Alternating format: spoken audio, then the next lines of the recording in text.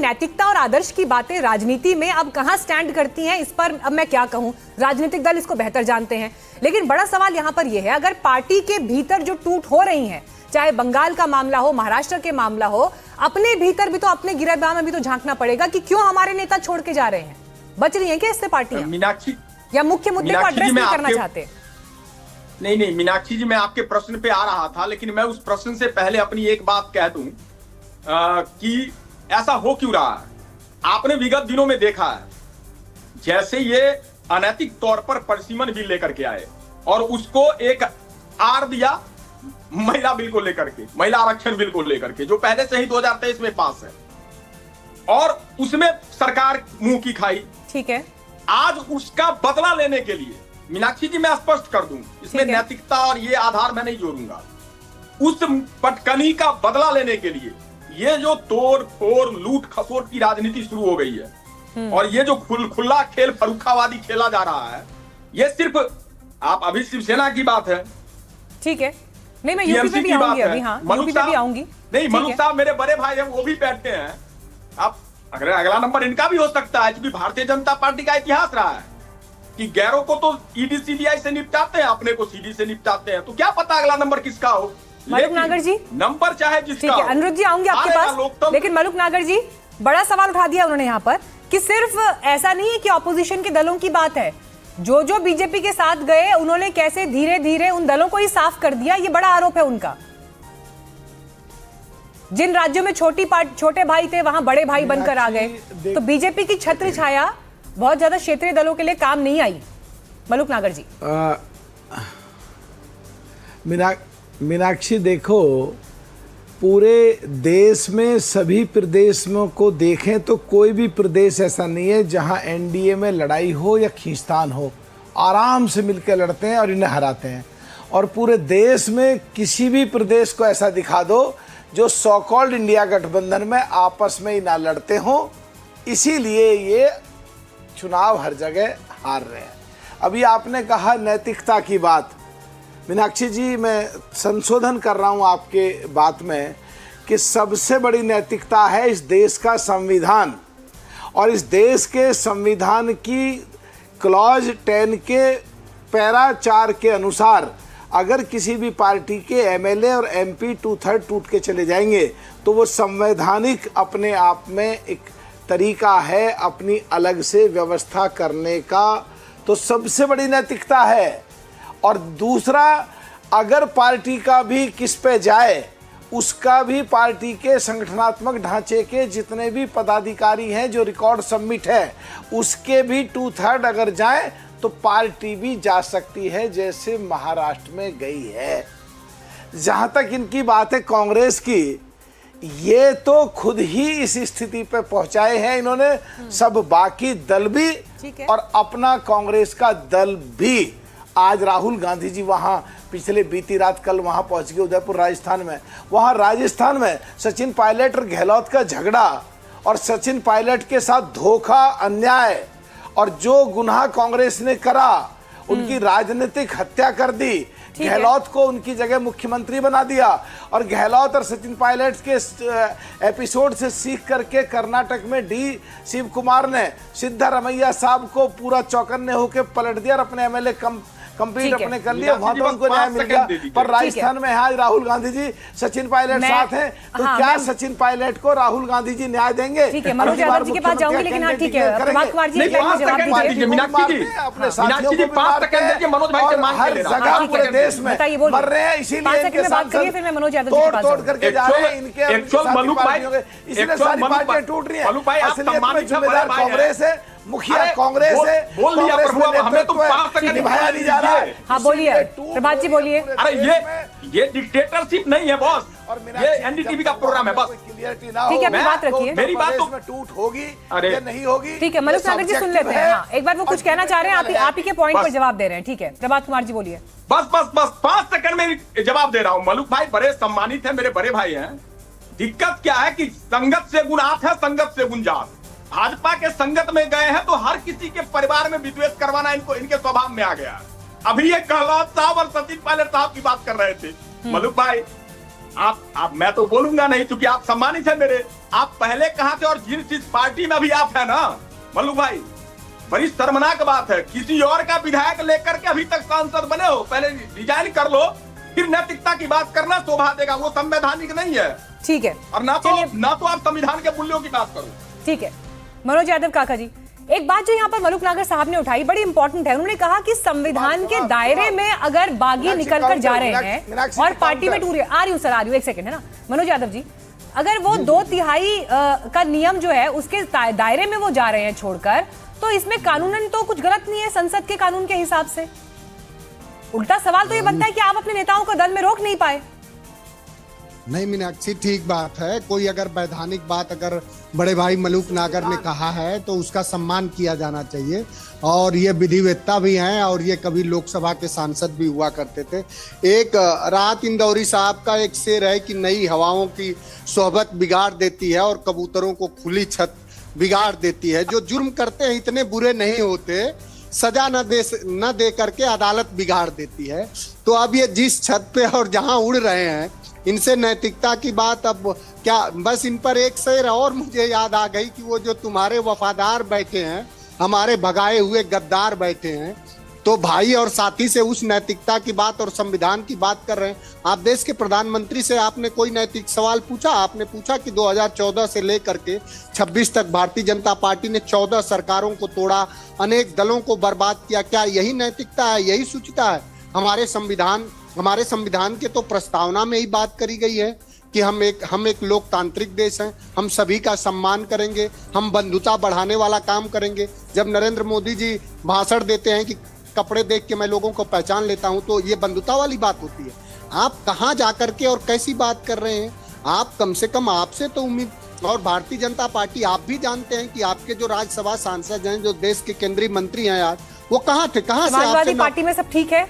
Samajwadi party के भीतर सब ठीक है? मीनाक्षी, समाजवादी पार्टी चूंकि श्रद्धेय नेताजी कहते थे कि हम कोई, समाजवादी पार्टी कोई बख्शीश की राजनीति नहीं करती है। समाजवादी पार्टी संघर्ष की राजनीति करती है। समाजवादी पार्टी इस देश में संविधान के मूल्य और कितने गहरे हों, 140 करोड़ लोग, उसकी राजनीति करती है। समाजवादी पार्टी के नायक और उसका नेतृत्व कर रहे हैं। 37 सांसद इंटैक्ट हैं क्या? 37 सांसद इंटैक्ट हैं? मैं ये सवाल पूछ रही हूं। बहुत मीनाक्षी का सवाल बहुत गहरा है, मैं उसको और बड़ा कर दूं। 37 सांसद इंटैक्ट हैं, बस मर्यादा पुरुषोत्तम भगवान राम का चंदा इंटैक्ट नहीं है, वही चोरी हो रहा। बस इस देश में नीट का पेपर इंटैक्ट नहीं है, वही चोरी और वही चुभ रहा है। इसलिए इस तरह के विमर्श लाया जाए। समाजवादी पार्टी के संघर्ष के 10 साल बीते, हमारा एक भी कार्यकर्ता, मैं खत्म मीनाक्षी, 10 से कंप्लीट करिए। 10 साल संघर्ष में समाजवादी पार्टी का एक कार्यकर्ता नहीं बीजेपी तोड़ पाई। कैसी बात कर रही हैं? ठीक है अनिरुद्ध जी, अब आखिरी में आपके पास आई हूं क्योंकि मैं चाहती थी सारे पॉइंट्स एक बार इकट्ठे हो जाए, उसके बाद आप जवाब दीजिएगा। ये पैटर्न क्या कहता है सर? ऑपोजिशन अगर बार बार ये सवाल उठा रहा है तो इस सवाल के बीच में एक पैटर्न दिखाई दे रहा है। आम आदमी पार्टी से नाराज होकर सांसद बीजेपी में विलय कर लेते हैं, तृणमूल से नाराज होकर सांसद विधायक आ जाते हैं आपके पाले में, लोकसभा स्पीकर को चिट्ठी सौंप देते हैं।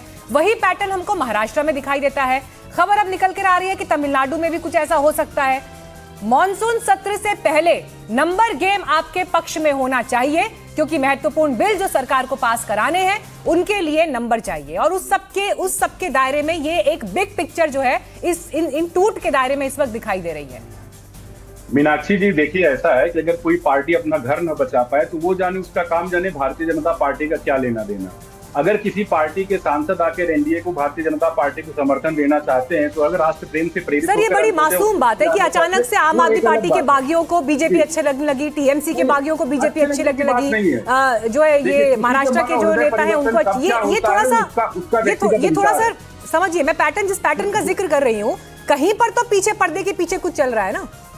नहीं, पर्दे के पीछे भारतीय जनता पार्टी एनडीए कुछ नहीं करती, जो करती सबके सामने ही करती। अगर किसी के मन में राष्ट्र प्रेम से प्रेरित होकर अंधोते उद्देश्य के लिए आना चाहता, करना चाहता, तो उसका व्यक्तिगत अधिकार है। और रहेगी टेक्निकल बात, यहाँ पे जितने पैनल में लोग बैठे, केवल सांसद मलूक नागर जी रहे हैं, उन्होंने बहुत अच्छे से एलेबोरेट कर दिया टेक्निकल बातें, तो मुझे कहने की उस बात पे जरूरत नहीं है। दूसरी बात है, समाजवादी पार्टी के प्रवक्ता ने जो बात कही भाई समाजवादी पार्टी के विचारधारा राम मनोहर लोहिया जी की थी। राम मनोहर लोहिया जी का परिवार अकबरपुर में कहीं गुम हो गया और इनका परिवार सफाई इटावा को सफाई बना दिया। दूसरी चीज आती है कि ये कहते हैं कि किस तरीके से प्रधानमंत्री जी के ऊपर बोलते हैं। अभी इन्हीं के सांसद जावेद अली कैसे बोलते हैं बहुसंख्यकों के अंदर की जहरीले हो गए, ये हो गए, वो हो गए। 1 रुपया चंदा इन्होंने पार्टी में 1 रुपए का रसीद दिखा दे समाजवादी पार्टी के लोग, 1 रुपए का रसीद नहीं दिखा पाएंगे।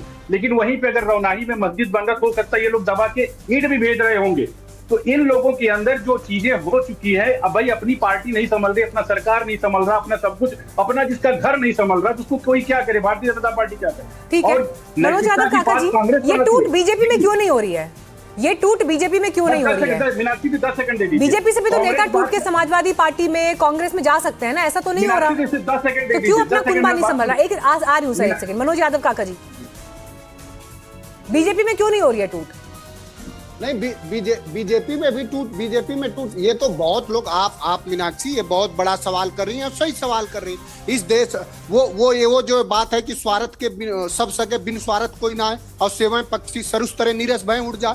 बीजेपी कल विपक्ष में हो जाएगी, देखिएगा जब ईडी सीबीआई और इनकम टैक्स हम लोगों का होगा, जब केंद्र में सरकारें होंगी, देखिएगा बीजेपी के लोग तो आपके दरवाजे तक आ जाएंगे कि जल्दी ज्वाइन करा दो समाजवादी पार्टी। बीजेपी के लोगों, इन लोगों से डरपोक कोई लोग हैं, इन लोगों से तो राजनीति प्रलोभन से चल रही है, राजनीति प्रलोभन से चल रही है।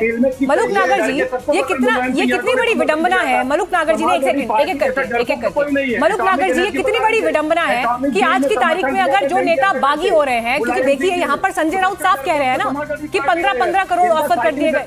अनुज जी 1 सेकंड सर, जब आपके पास आऊंगी सर तब बोलिएगा प्लीज। मलुक नागर जी, संजय राउत कह रहे हैं 10-10 करोड़ रुपए पहुंच गए हैं बागियों के पास और बाकी 10 करोड़ की खेप और पहुंचने वाली है। ये किस तरह का पैराडॉक्स इस वक्त भारतीय राजनीति में दिखाई दे रहा है कि जब तक नेता आपके साथ है तब तक वो ठीक है, बागी होकर चला गया तो पैसे के लालच में बिक गया। मीनाक्षी जी, कल सुबह संजय राउत साहब का स्टेटमेंट था सारे नेशनल टेलीविजन पे। वो हमारे लोग हैं, विचारधारा के लोग हैं, ईमानदार लोग हैं, वो किसी के साथ नहीं जाएंगे, हमारे साथ जाएंगे। कल शाम को उनका बयान था वो गद्दार थे, धोखेबाज थे और हमारी पार्टी चुनाव जीते और वो चले गए। तो संजय राउत साहब को सोचना चाहिए था, वो विचारधारा बाबा साहब की विचारधारा और बाला साहब ठाकरे साहब की विचारधारा के लोग थे, कांग्रेस से मैच नहीं कर रहे थे, इसलिए विचारधारा पे हो गए। आज कह रहे उन्होंने 10-10 करोड़ 15-15 करोड़ ले लिए। भाई तुम पे क्या प्रूफ है? तुम पे मानहानि का केस अगर उन सांसदों ने जब डाल दिया तो तुम क्या जवाब दोगे? तो कुछ भी बोल दो। कल सुबह से लेकर अब तक 3 बार स्टेटमेंट संजय राउत साहब ने बदले हैं, तो उनके कौन से स्टेटमेंट को मीनाक्षी जी सही माने? देश की जनता देख रही है, देश के लोग देख रहे हैं। प्रभात कुमार जी, यहाँ पर एक बात जो निकल कर सामने आ रही है, देखिए जिस तरह से क्षेत्रीय दलों में टूट दिखाई दे रही है, इनडायरेक्ट फायदा तो फिर कांग्रेस पार्टी को पहुंचेगा ना। देश में अगर 2 ही पार्टी बचती है, क्षेत्रीय दल धीरे धीरे कमजोर होते हैं, उनका अस्तित्व मिटता है, तो इनडायरेक्ट फायदा किसको है? बीजेपी अभी सेंटर में रूल कर रही है, लेकिन ऑपोजिशन में अगर कांग्रेस वो शक्ति उभर कर आती है तो ये सूट करता है आपकी राजनीति को। मीनाक्षी जी, मैं आपको स्पष्ट कर दूं, इस देश में 2 प्रकार की विचारधारा चल रही है। एक गांधी को मानने वाली, एक गांधी को मारने वाली। गांधी को मानने वाले जितने लोग हैं, वो चाहे जिस भी पार्टी में हो, जितनी छोटी या बड़ी उनकी पार्टी हो, वो सारे के सारे एक विचारधारा, एक रास्ते पे चल रहे हैं। अभी मलुक भाई ने कहा कि संजय रावत जी ने अपना बयान बदला। प्रधानमंत्री के बदलते बयान आपके कुछ निगाह में है मलुक भाई? 70,000 करोड़, चक्की पीसिंग एंड पीसिंग, सुबह सुबह गरबहिया 4 बजे में शपथ ग्रहण, हिमंता विश्व शर्मा सबसे करप्ट, सुबह सुबह गले लगा लिया, शुभेंदु अधिकारी। अरे नामों की फहरिस्त। और मीनाक्षी जी, आपको एक स्पष्ट कर दूं, इनके पास ईडी सीबीआई होने के बावजूद, मीनाक्षी जी मैं नाम गिनवाता हूं। अरे मलुक भाई नाम सुनिए ना, मलुक भाई नाम सुनिए ना। अरे काउंटर कीजिएगा प्रभु ना, मुझे तो बोल लेने दीजिए। 15 सेकंड में कंप्लीट करिए प्रभात जी, फिर बाकी मेहमानों को बात जाऊंगी। हाँ, मैं नाम गिनवा देता हूँ। कीर्ति आजाद, शत्रुघ्न सिन्हा, यशवंत सिन्हा, ऐसे कई नाम हैं, अरुण शौरी। और अभी जो मार्गदर्शक मंडल बिठा रखा है ना, वो तो नाम मैंने लिया ही नहीं। आपने मेरे सवाल का जवाब नहीं दिया। मैंने आपसे ये पूछा था, कांग्रेस को ये परिस्थिति सूट करती है? नहीं, क्षेत्रीय दल अगर कमजोर होते हैं तो ये परिस्थिति कांग्रेस को सूट करती है। इंडिया क्षेत्रीय दल टूट जाएंगे करके, तो इंडिया अलायंस के पास क्या बचेगा? कांग्रेस के सिवाय इंडिया मीनाक्षी अलायंस जी, के पास बिल्कुल क्या हमें बचेगा? सूट नहीं करता, बिल्कुल हमें सूट नहीं करता। मैं चाहता हूं, हमारी पार्टी चाहती है, ऑफिशियल स्टैंड लेके कह रहा हूं, इस देश के अंदर बहुदलीय पद्धति है, अनुरुचि- हमारे पुरखों ने दिया है।